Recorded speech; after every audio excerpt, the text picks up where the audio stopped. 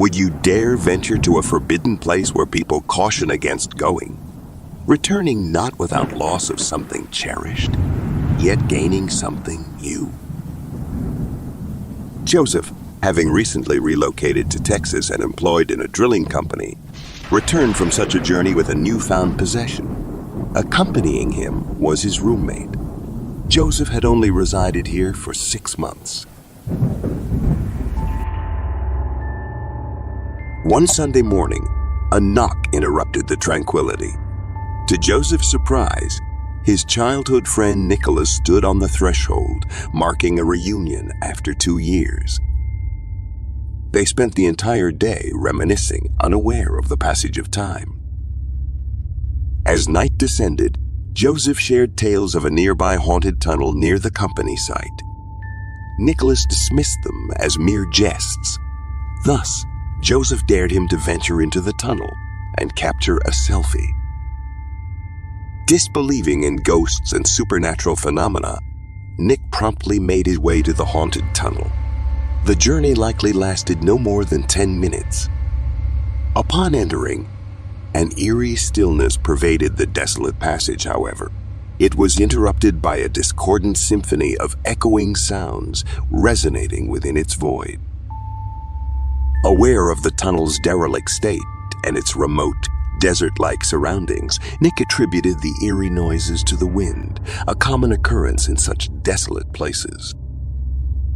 Amidst the darkness, he illuminated the tunnel with his flashlight and snapped a selfie. Hastily, he dialed Joseph's number, but the voice on the other end was faint and indistinct. Attempting to communicate, Nick uttered, "Hey, can you hear me?" Yet there was no reply from Joseph's end. In the heart of the tunnel, Nick abruptly ended the call. Just as he was preparing to depart, he felt a gentle shove from behind. Whirling around, he scanned the empty space, finding no one in sight. Nick swiftly exited the tunnel and returned home. Summoning his courage, he confronted Joseph about the mysterious call, recounting how he had repeatedly greeted without receiving a response. Joseph, taken aback, questioned, "What on earth are you talking about? Who did you call?" With a chuckle, Nick revealed, "I installed a call recorder just to catch you in the act of lying." As they listened to the call recording, the trio realized that none of them had uttered a single word. Then, they heard multiple voices echoing the same greetings. "Hello? Hello? Hello?" Joseph, admitting it was a prank, apologized. "I didn't mean to frighten you. It was just a joke." Nick, breaking the silence, responded sternly, "It's not amusing. You shouldn't have done that." As Joseph attempted to stop the recording, an eerie voice echoed, "Not a good idea to come here." All three of them heard this chilling message firsthand, leaving them in disbelief. Nicholas swiftly accessed the gallery on his phone, examining the selfie he had taken moments before. In the selfie, Nicholas discovered he wasn't alone. To his left, a woman clad in a wedding dress stood, while to his right, a man stood alongside a child. None of the faces wore a smile.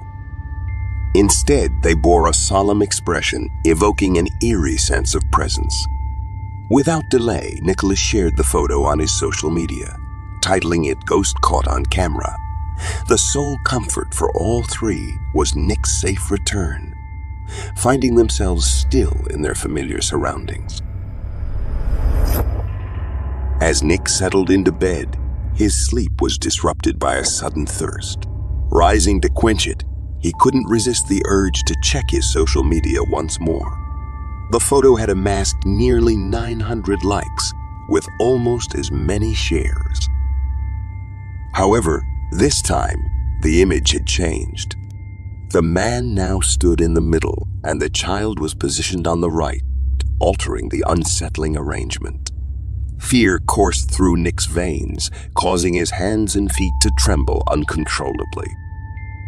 Despite the cold weather, Nick found himself drenched in sweat due to overwhelming fear. Suddenly, the doorbell shattered the eerie silence, echoing through the house at 2 a.m. Bewildered by the untimely visitor, Nick, who was already awake for a drink of water, found the door conveniently close to his room. Approaching it cautiously, he peered through the peephole, only to be greeted by a sight that intensified his distress. The woman, the child, and the man were all standing on the other side. Nick recoiled in terror, screaming for Joseph, who emerged from his room in response. Gasping for breath, Nick recounted the chilling events, while Joseph, equally apprehensive, cautiously inspected the scene through the peephole. Upon inspection, there was no one to be found outside. Despite Nicholas's insistence, Joseph relented and opened the door, only to find emptiness on the other side. Yielding to Nick's persistent claims, Joseph reluctantly checked the social media picture once more, finding it unchanged from its previous state. Assuring Nicholas that there were no ghosts outside, Joseph managed to calm him down, reassuring him of his safety. They both returned to their respective rooms and attempted to resume their sleep. Nick managed to doze off for a while, but his rest was soon disturbed by another sound. As he awoke, Nick found himself drenched in sweat, his body trembling uncontrollably. The knocking sound persisted, now coming from his window, and to his horror, he saw the figures of the child, the woman, and the man outside. Panic seizing him, Nick rushed out of his bedroom, intending to wake Joseph. However, upon reaching Joseph's door, he found it already ajar. Peering inside, Nick was met with a chilling sight. Not only was he lying on the bed, but the child, the woman, and the man were also present, lying beside him. As Nicholas glanced back at the window, he saw Joseph tapping on the glass. When he shifted his gaze towards the bed, Joseph was lying there. Yet, when he looked back at the window once more, the entire family remained standing there, their breaths heavy and palpable. Nicholas's eyes widened in horror, and he abruptly woke up from his sleep. As soon as he jolted awake, gasping for air, Nick realized that this wasn't just a dream. Feeling parched, he rose to quench his thirst, noticing Joseph's roommate sleeping on the sofa with the TV screen darkened. After drinking water, Nick returned to bed, only to be enveloped by a sudden chill that sent shivers down his spine. In his subsequent dream, Nick found himself once more in the haunting tunnel where he had been pushed before. Eerie echoes filled the darkness, heightening the tension in the air. Sensing an impending event, he braced himself as someone pushed him from behind yet again. Turning around after the shove, Nick's realization drained his strength. The one who had pushed him was none other than Joseph's roommate. Nick woke up once more in a panic, heart racing. Gathering his breath, this time he roused Joseph from sleep. Upon Joseph's awakening, Nick recounted his nightmare, describing the unsettling encounter with the three figures from the photograph. Later, as Nick attempted to sleep again, he found himself haunted by another vision, Joseph's roommate pushing him within that eerie tunnel. Upon hearing Nick's account, Joseph inquired, "Who did you see?" Nick responded, "It was your roommate who was sleeping on the sofa earlier." "Did he speak to you, or did you converse with him at all? If not, how are you both residing together?" Joseph rose and gestured towards the outer room, stating, "Who is my roommate? I live alone in this house. Since you arrived, has my supposed roommate interacted with you or vice versa? If not, where did this roommate come from?" Joseph's words sent a chill down Nick's spine, causing his complexion to pale, his body to quiver with fear, rendering him speechless. Despite his own apprehension, Joseph reached out, saying, "Come on, buddy. Let's confront this fear head on, right where it all began." With gentle persuasion, he convinced Nick to join him on this journey. Despite Nick's reluctance, Joseph insisted on taking him to the haunted tunnel. They stood there in the silence of the night, directly in front of the tunnel, with no one in sight along the deserted road. With Joseph leading the way, they began to move forward, determined to confront whatever awaited them inside. Upon Nicholas's arrival in Texas to meet his friend Joseph, he was met with a surprise. Nick had been experiencing sightings of 4 individuals since his return from the tunnel, which Joseph couldn't perceive. Despite Joseph's skepticism, he decided to accompany Nick back to the tunnel, believing that confronting the origin of these occurrences would bring them to an end. Positioned at the heart of the tunnel, Joseph commenced, "We humbly ask for your forgiveness. It was an error to intrude upon your domain and disturb your peace. Whoever you may be, we implore you to return to your rightful abode. Please pardon our intrusion, as it was never our intention to cause any offense."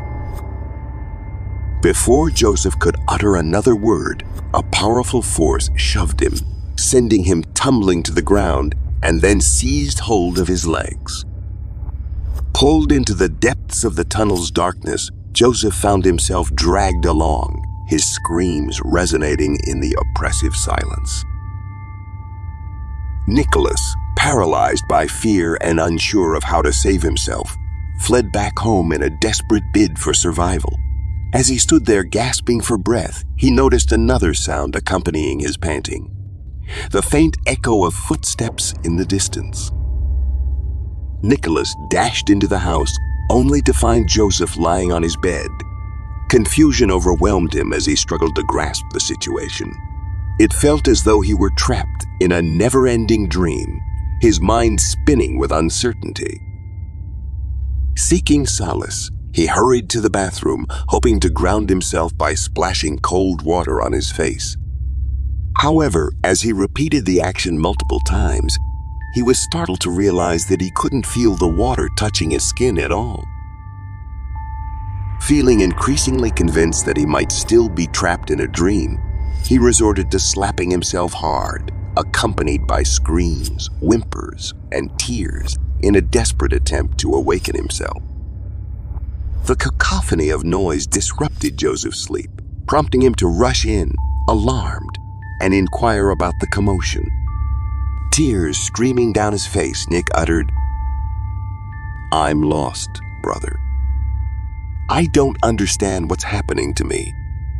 Am I awake or still dreaming?